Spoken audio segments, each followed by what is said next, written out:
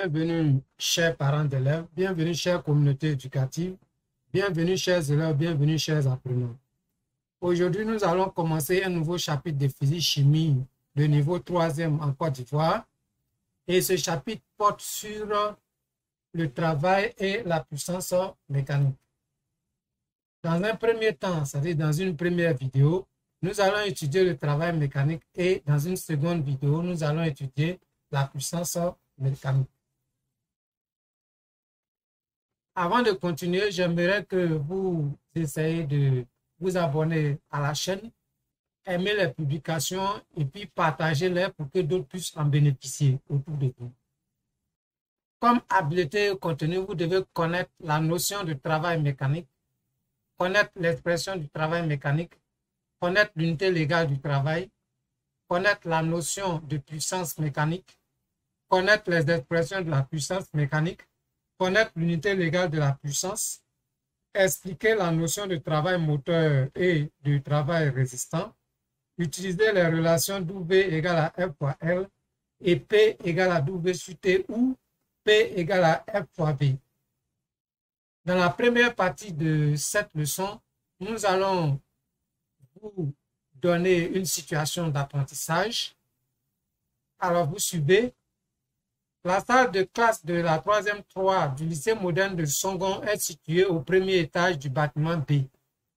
Les élèves de cette classe ont constaté qu'en descendant les marches, ils se sentent plus à l'aise qu'en les montant. Pour comprendre cette sensation, ils cherchent à connaître les notions de travail moteur, de travail résistant et de puissance mécanique.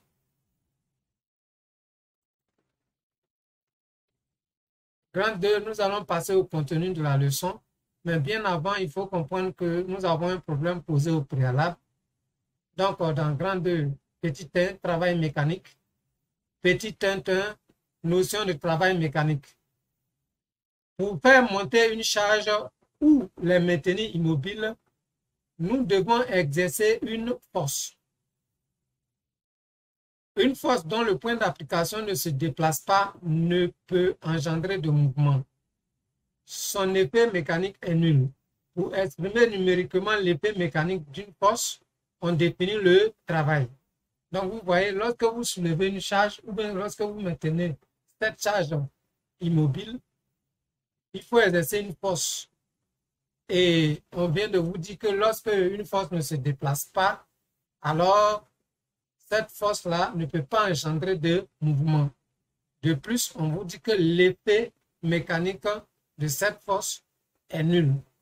Et pour exprimer numériquement l'effet mécanique, on vient de vous dire que nous définissons ça par une grandeur qu'on appelle le travail mécanique. 1, 2, définition et unité de travail. Avant de passer au schéma que vous voyez devant vous, nous allons vous montrer une illustration.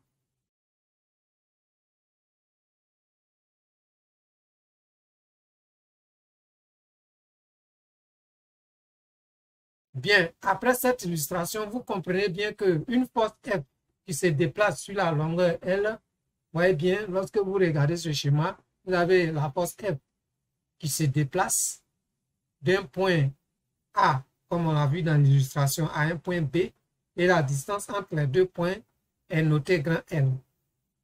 Et à partir de ce déplacement, nous pouvons définir la grandeur qu'on appelle le travail. Donc, vous regardez et vous suivez. Le travail d'une force F dont le point d'application se déplace sur sa droite d'action est égal au produit de l'intensité F de la force par la longueur L du déplacement. On le note W. L'unité légale du travail est le joule. Bien, donc vous voyez, lorsqu'une force se déplace sur une trajectoire, alors nous allons calculer une grandeur physique qu'on appelle le travail grâce à cette force et la distance qu'elle parcourt. Si vous multipliez l'intensité de la force par la distance parcourue, vous obtenez une grandeur mécanique qu'on appelle le travail. Et ce travail-là, il est mécanique puisque c'est une force qui a eu pour effet de l'engendrer. Bien, vous voyez, lorsque nous sommes en physique-chimie, toute grandeur que vous définissez a une unité. Et la grandeur qui est le travail a pour unité légale le joule. Le joule se note J. Vous voyez bien la notation ici. Alors, vous voyez, W égale à F fois L. F est en newton, ça c'est les unités. Lorsque vous devez calculer le travail d'une force, il faut multiplier la valeur de cette force par la distance parcourue par le point d'application de cette force. Mais attention, lorsque vous faites ce calcul, arrangez-vous de telle sorte que la force soit en newton, la longueur, c'est-à-dire la distance parcourue en mètres. Le travail sera alors exprimé en joule. Nota bene, le travail est une forme d'énergie. Donc, il faut retenir cela. Le travail est une forme d'énergie. Bien. Après cette partie, j'espère que vous avez compris. Nous allons passer à 1.3, travail moteur et travail résistant. Alors ici, l'objectif, c'est de puiser de l'eau dans ce puits. Vous voyez, un individu qui est en train de puiser de l'eau dans un puits. Et donc, le sens de déplacement du seau sera le sens de référence, c'est-à-dire la montée. Donc, vous voyez bien que nous avons ici deux forces qui sont représentées. Nous avons la force F et le poids P. Bien, on nous dit ici que la force F est une force motrice car elle a le même sens que celui du déplacement. Elle effectue alors un travail moteur. Donc, vous voyez, la force F facilite la montée du seau. Quand une force est comme cela, alors on dit que cette force-là effectue un travail moteur. P est une force résistante car son sens est opposé au sens du déplacement. Il effectue alors un travail résistant. Donc, vous voyez, lorsque vous regardez le sens du poids, effectivement, le seau doit monter ou sortir du puits, alors que le poids a tendance à l'attirer vers le fond. On dit que le travail du poids est résistant parce que le poids s'oppose au sens du mouvement. J'espère que vous avez compris un peu la notion de travail moteur, travail résistant. Le travail moteur est effectué par une force qui facilite le déplacement. Une force qui a son sens qui a le même sens que le déplacement. Et un travail résistant est un travail effectué par une force qui s'oppose au mouvement, c'est-à-dire qui rend difficile le mouvement, qui empêche le mouvement de s'effectuer. Ici, quand nous prenons le cas du poids, le poids a tendance à tirer le seau vers le bas. J'espère que vous avez bien compris cette notion de travail moteur et de travail résistant. Cela va nous envoyer à une autre étape du chapitre. Dans un cas, nous allons étudier le travail du poids. Pour expliquer le travail du poids, nous allons regarder cette illustration.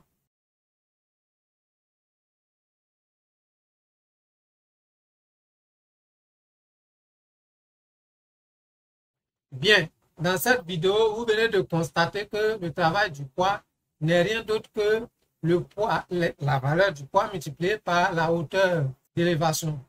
Après l'illustration en petit 1.4, nous allons faire une activité d'application sur le travail du poids. Et je lis l'activité d'application. Un objet de masse M égale à 5 kg chute verticalement d'une hauteur H égale à 3,5 mètres. Petit a, calculer le travail du poids de l'objet. Petit b, donner la nature de ce travail. Nous n'allons pas traiter cet exercice ici. Je vais aller sur l'espace de résolution de l'activité d'application. Vous suivez avec moi. Nous voici dans l'espace de résolution de l'activité d'application sur le travail du poids. Je vais relire. Un objet de masse M égale à 5 kg chute verticalement d'une hauteur H égale à 3,5 mètres. Petit a, calculer le travail du poids de l'objet. Petit b, donner la nature de ce travail. Bien, sans tarder, tout de suite, nous allons passer à la résolution. Donc, j'écris solution.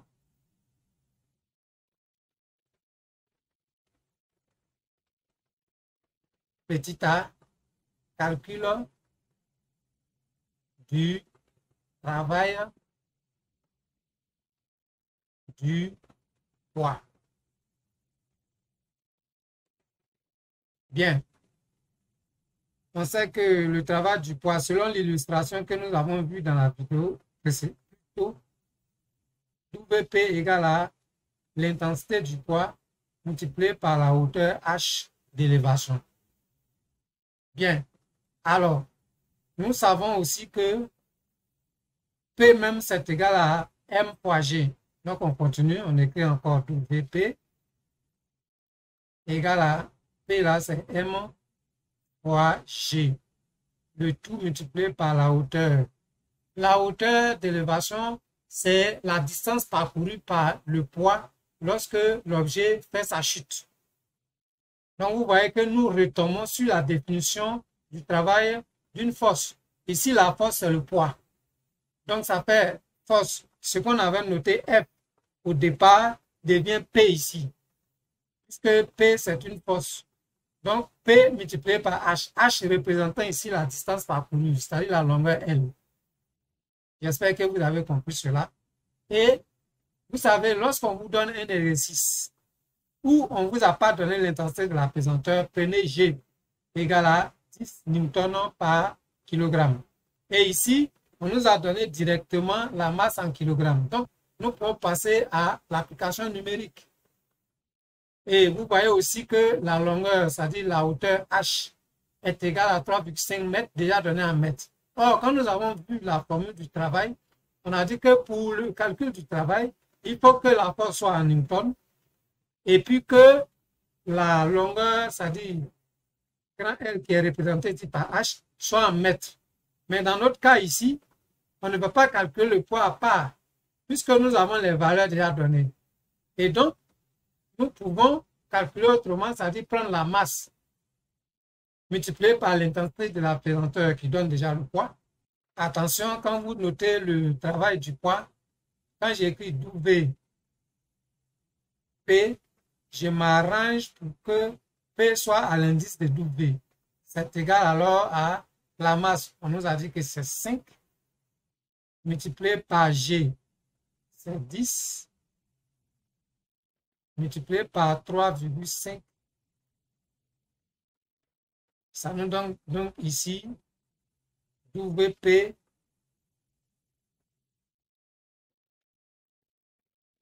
égale. Donc 5 fois 3,5 multiplié par 10. 5 fois 10 par 3,5. Bien. Donc vous prenez vos calculatrices. Toujours, vous allez faire 5 fois 10 multiplié par 3,5. Ça vous fait 175 joules. Donc ici, la valeur du travail, c'est 175 joules. Vous voyez, j'écris en grand J. Si vous voulez, vous pouvez encadrer la formule, très importante, lorsque vous faites une résolution de problème. Et puis l'application numérique, vous pouvez l'encadrer aussi. Bien. La question B. La question B nous demande de donner la nature de ce travail. Vous voyez ici, on dit que l'objet chute. Donc, l'objet quitte le haut pour venir en bas. Or, le poids aussi a son sens du haut vers le bas. Ça veut dire que ici, le poids favorise le mouvement. Le poids facilite le mouvement. Donc, on dit que le travail du poids est moteur. Donc, le travail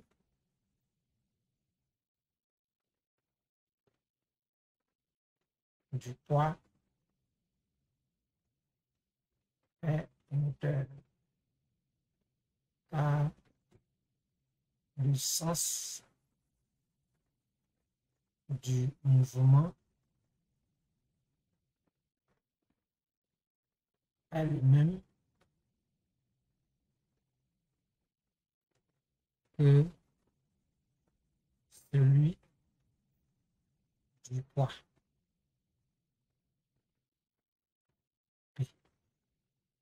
Bien, donc voilà, nous avons fini avec ce problème. Merci et bonne compréhension. La vidéo est terminée.